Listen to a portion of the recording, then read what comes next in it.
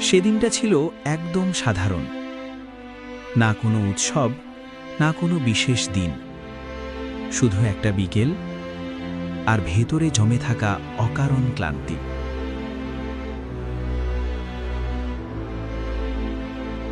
আমি তখন জানতাম না এই সাধারণ বিকেলটাই একদিন আমার জীবনের সবচেয়ে লম্বা গল্পের প্রথম লাইন হয়ে যাবে।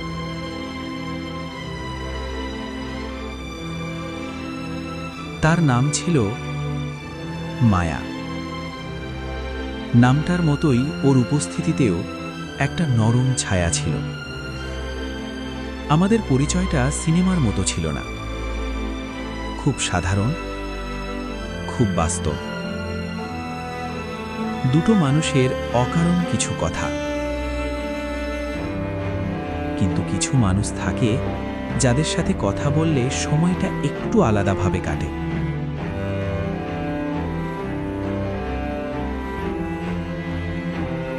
প্রথমে কথা হতো সময় কাটানোর জন্য, তারপর সময় বের করে কথা হতো। আর এক সময় এমন হলো, দিনের সব ব্যস্ততা শেষ করে আমি অপেক্ষা করতাম ওর একটা মেসেজের জন্য।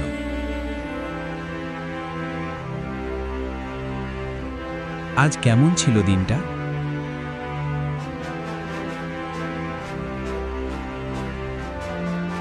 এই প্রশ্নটা ধীরে ধীরে আমাকে অভ্যস্ত করে তুলেছিল। আমি বুঝতেই পারিনি অভ্যাস কখন যে অনুভূতিতে বদলে যায়।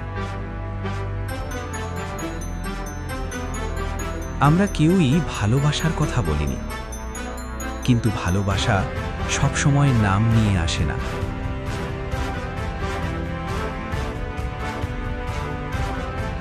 আমি আমার ভয়গুলো ওর কাছে বলতে শুরু করলাম, আর ও চুপচাপ শুনত। সেই চুপ করে শোনাটাই আমাকে বিশ্বাস করতে শিখিয়েছিল।